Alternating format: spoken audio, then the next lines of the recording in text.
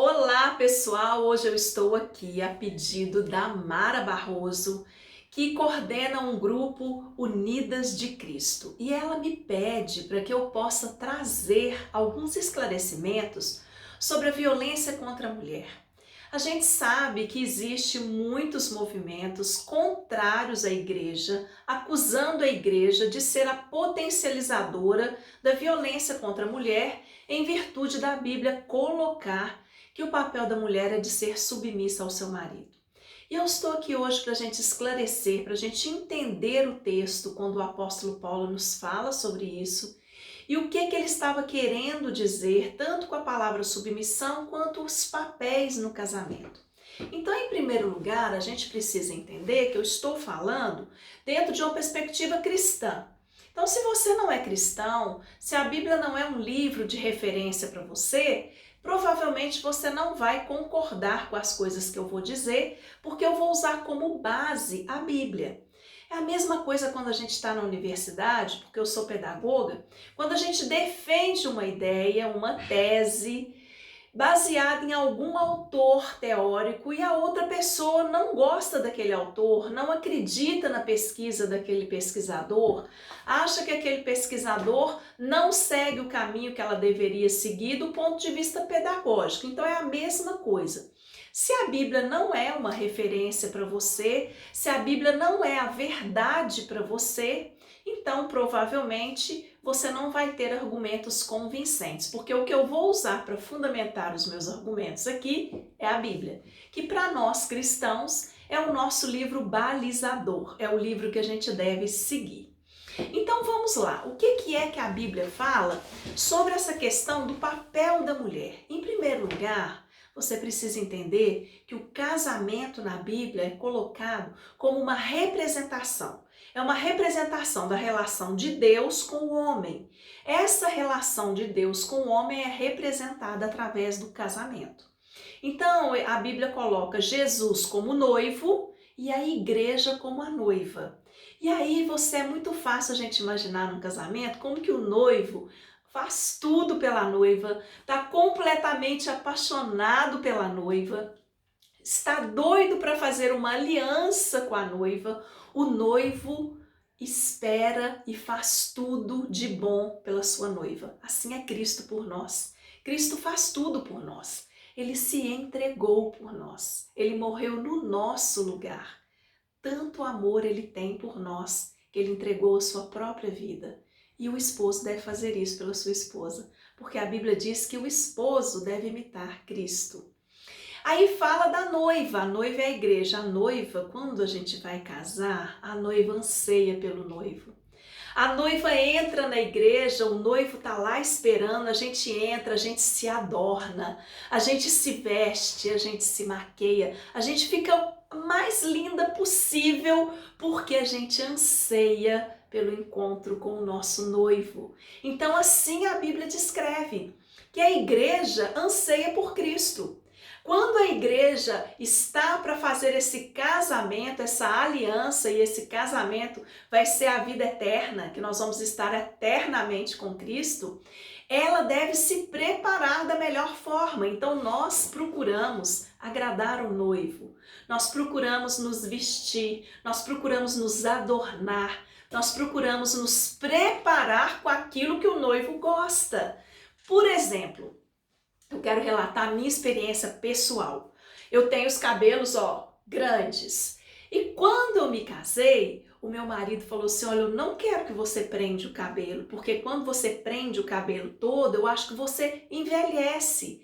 E eu então pensei, gente, para que eu vou prender o cabelo se quem eu quero agradar no meu casamento é o meu marido, ele tá lá me esperando, eu quero que ele me ache muito linda. Então ele não disse que eu não poderia, mas eu sabia que ele gostava de cabelo solto. Então eu me casei de cabelo solto. Eu coloquei uma tiara aqui, e deixei o cabelo solto assim, e coloquei uma tiara, fiquei muito linda e entrei na igreja plena, maravilhosa. Então essa é a relação que a Bíblia descreve, que está aqui, que eu vou ler para você, no livro de Efésios, no capítulo 5, o versículo 22, começa a falar sobre o lar cristão. começa a falar sobre o marido e a mulher. E fala: as mulheres sejam submissas ao seu próprio marido, como ao Senhor, porque o marido é o cabeça da mulher, como Cristo é o cabeça da igreja, sendo este mesmo o Salvador do corpo.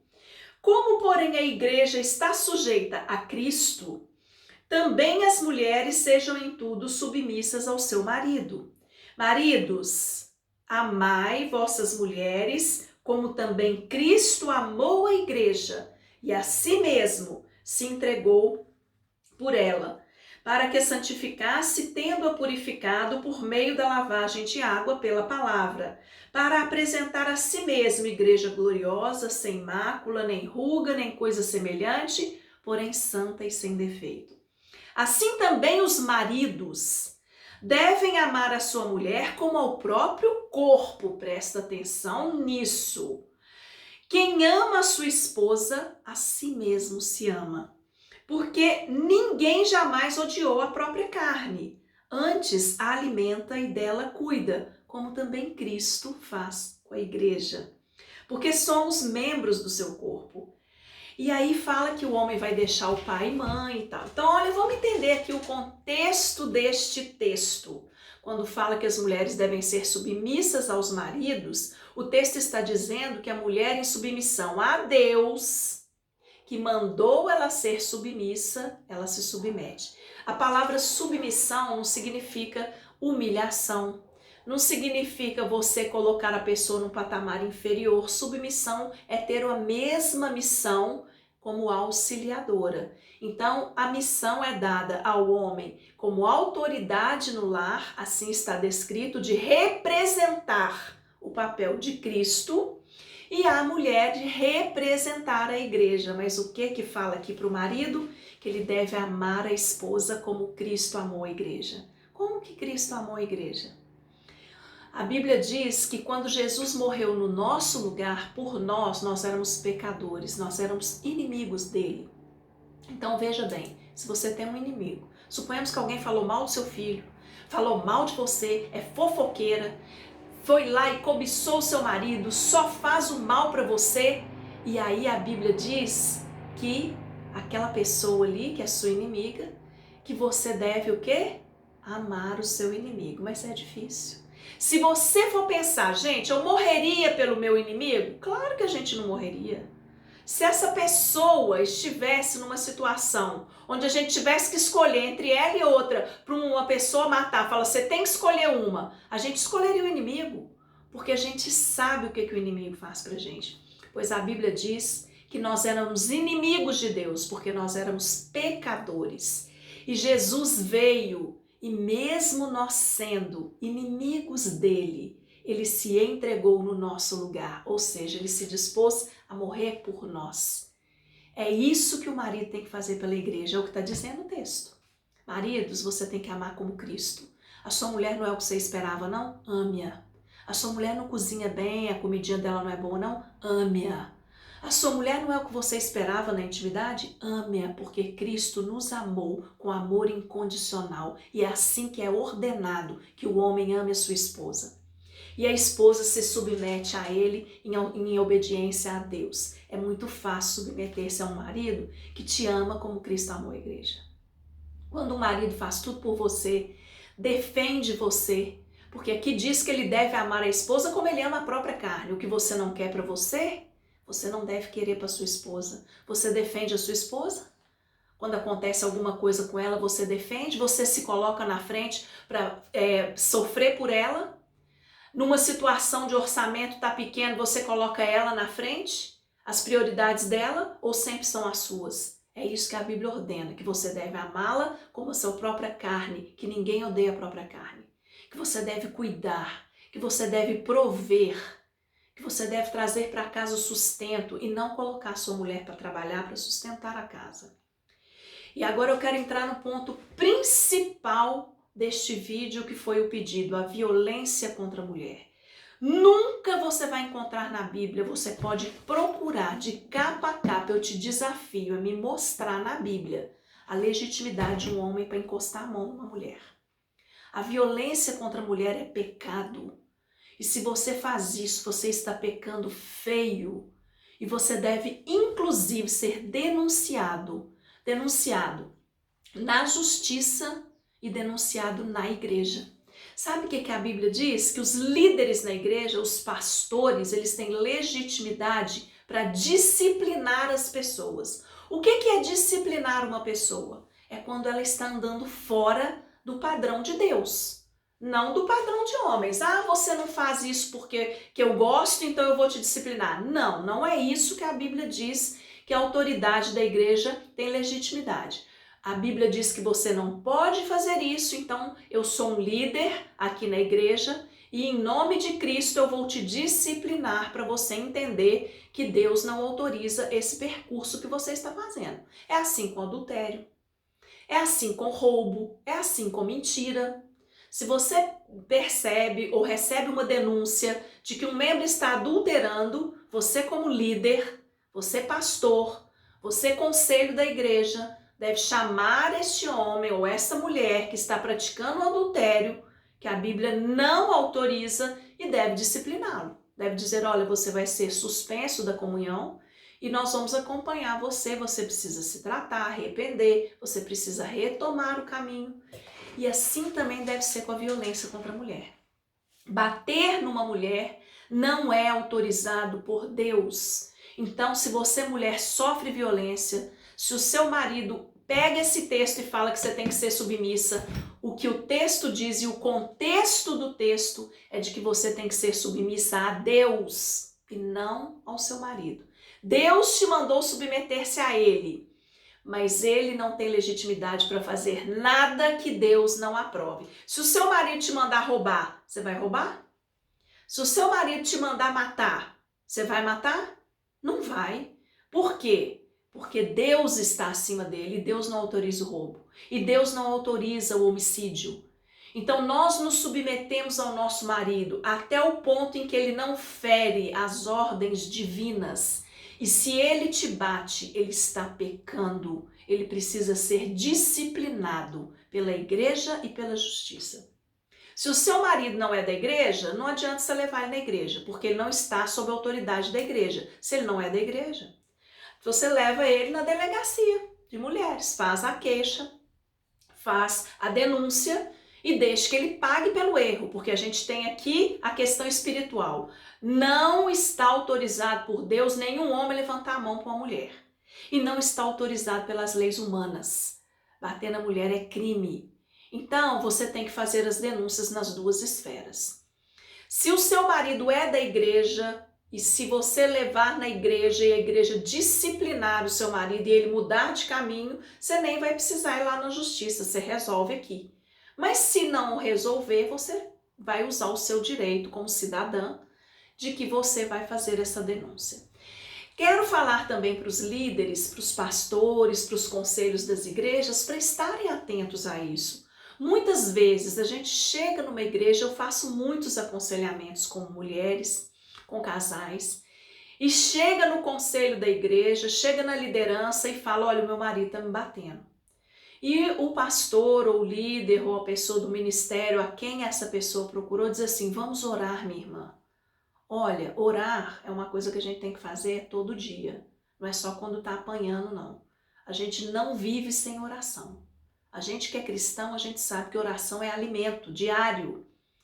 Mas a gente tem que entender que quando a gente tem um problema desse, não é só oração, não é ação também. Vamos dar um exemplo. Estou aqui iluminada por uma lâmpada aqui em cima.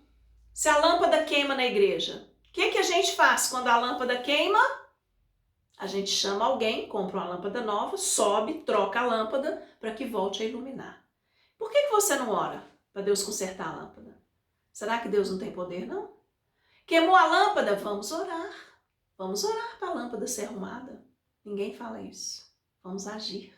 Sabe por quê? Existem duas atuações de Deus nas nossas vidas. Existem os meios ordinários, que são aqueles meios que nós fazemos cotidianamente e que acontecem naturalmente. Queimou a lâmpada, se eu for lá, comprar uma lâmpada, subir na escada e trocar, esse é um meio ordinário. Ela vai iluminar. Agora a gente sabe que mesmo no meio ordinário Deus pode atuar. Se Deus não quiser que aquela lâmpada acenda, a lâmpada queima. Quando você for subir, você cai. A gente tem consciência de que mesmo nos meios ordinários, Deus está agindo. Mas você tem aqui o meio extraordinário. O meio extraordinário é chamado de milagre. O meio ordinário para tratar um câncer é quimioterapia. O meio extraordinário é orar e pedir a Deus o milagre. Então, a gente tem essas duas atuações de Deus, o meio ordinário e o extraordinário. Então, quando uma mulher está apanhando, a gente tem que pedir o extraordinário. Deus, atua no coração do meu marido, muda, conscientiza de que ele tem que espelhar a imagem de Cristo, de que ele está pecando. Oramos aqui, mas temos que atuar no meio ordinário. Temos que chamar esse homem, temos que acompanhar, temos que disciplinar, temos que orientar, temos que ajudar essa irmã que está apanhando, para que a gente possa cumprir o nosso papel de igreja. Olha, gente, eu desejo que o seu casamento seja abençoado por Deus, porque a família foi criada por Deus para representar a relação dele conosco, que é uma relação amorosa, que é uma relação que não tem nenhum tipo de violação de nada, que só faz bem para a gente. A nossa relação com Deus nos muda, a cada dia a gente vai relacionando-se com Deus, a gente vai melhorando de vida e assim deve ser o casamento. Quando a gente se casa, a gente ao relacionar-se com o nosso cônjuge, a gente deve melhorar a cada dia, porque a gente vai aprendendo, sendo cuidado um pelo outro, respeitando, amando, fazendo esse amor crescer, para que a gente possa representar essa relação de Deus conosco, que é uma relação de puro amor. Eu desejo que o seu casamento seja muito feliz, que você tenha muito sucesso, que o Senhor Jesus abençoe a sua vida, abençoe o seu relacionamento. E se você estiver sofrendo algum tipo de violência, procure alguém, procure ajuda. Clame a Deus sim, mas também use as pessoas que Deus colocou ao seu redor para ajudar você. E se você é um marido que pratica violência, já existem pesquisas que mostram que quem pratica violência ou vivenciou violência, ou viu violência ou sofreu violência, você precisa se tratar. Você precisa procurar ajuda. Você precisa reconhecer que você precisa de ajuda. Procure alguém, procure se tratar, porque eu tenho certeza que quando você bate numa mulher e quando tudo passa, você também não é feliz. Você também pensa, eu vou mudar, eu vou conseguir, e você não consegue. Deus tem poder para mudar isso. Procure ajuda, procure alguém e que vocês tenham um casamento muito feliz, em nome de Jesus. Um beijo.